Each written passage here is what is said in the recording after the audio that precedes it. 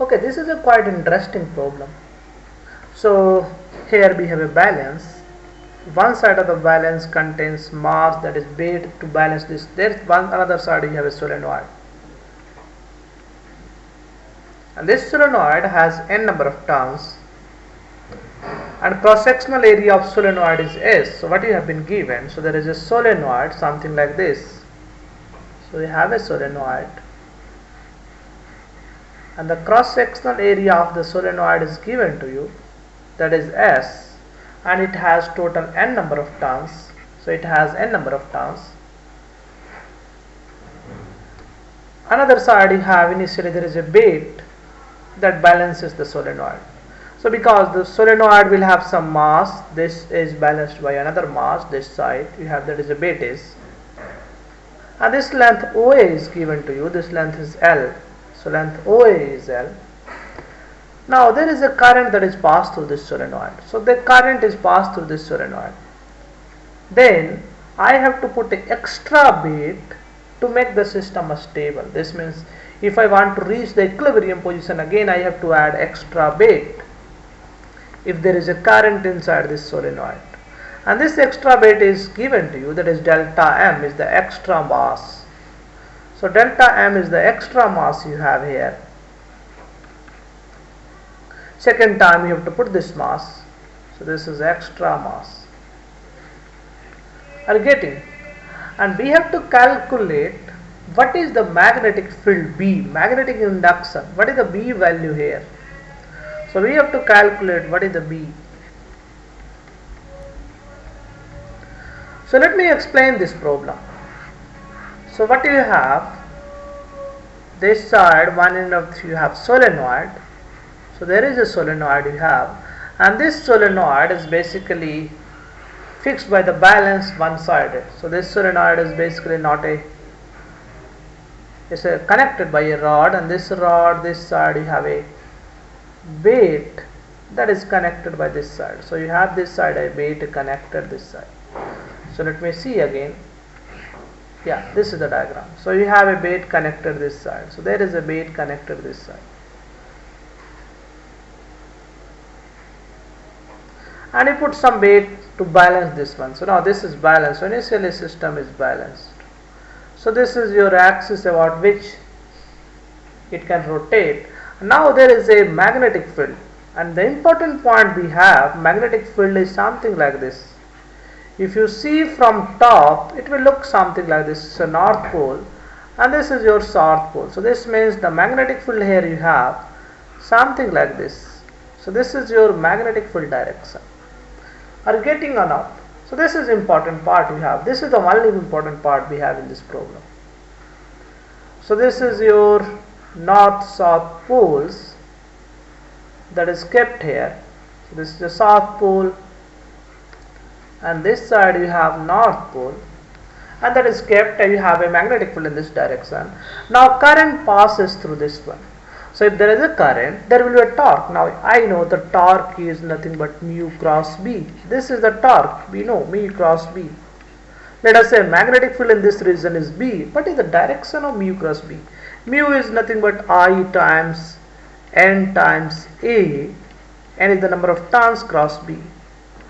What will be the direction of area vector? So if the current goes in this direction, either I will have area vector in this direction or in this direction. If I have area, so let us calculate what should be the area vector. So this is my B vector.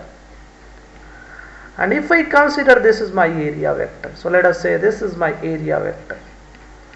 So what is A cross B? So if you have A cross B, so if you A cross B, if you see A cross B, this is coming upward. So this comes, this is the direction of A cross B. So this means if we apply a current through the solenoid, this will lift up. If this lift up, then there should be a reduction of weight, but we are saying there is a gain in weight. This means my area vector should be opposite. So I should have something like opposite. So this is my B vector. So this is my B vector. But my area vector should not be this. So this is not my area vector. I should have area vector something like this. If my area vector is this, now I can have A cross B. So this will come downward. Are you getting or not? So you can have, this is my A cross B.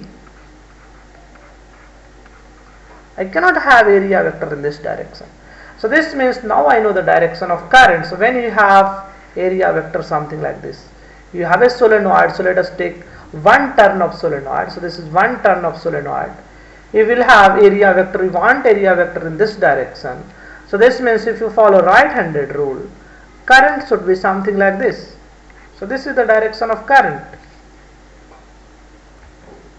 Are you getting or not? So what is the torque? So if the current is this, I can calculate. So then I need extra weight because there is extra force that is acting on this solenoid, extra torque that is acting on this solenoid. So this is a tendency to roll this side. So I have to apply extra weight. Extra torque applied by the solenoid is this. So what is, I can say, extra torque. So I will have extra torque. So extra torque is what? So this is extra torque. So this has to be, this is NIAB because A and B are perpendicular. So this is area vector, this is magnetic field vector perpendicular sine 91. This is simply NIAB. So this is extra torque. Now to balance this torque, I have to apply extra weight. This is extra torque due to the solenoid. So this is this side. Are you getting or not? Now I have to apply extra weight. So let us say extra weight is delta M. So what is the torque? So that's the delta M into Z, that is the mass is delta M extra mass, then delta mz extra weight.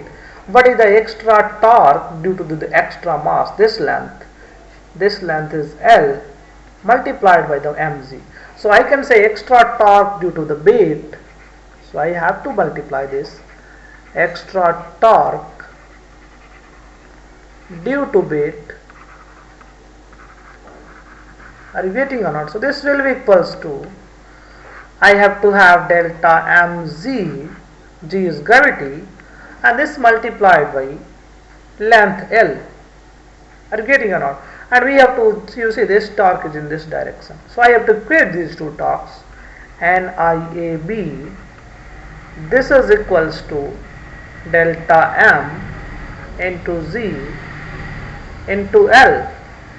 So I can calculate from here what is the B. So B is nothing but delta M multiplied by Z multiplied by L, and this divided by I times A times B. I have to have N also. So number of terms will also come here. And in the question area is written as symbol S. So I can write this becomes delta M Z L, and this divided by NISB.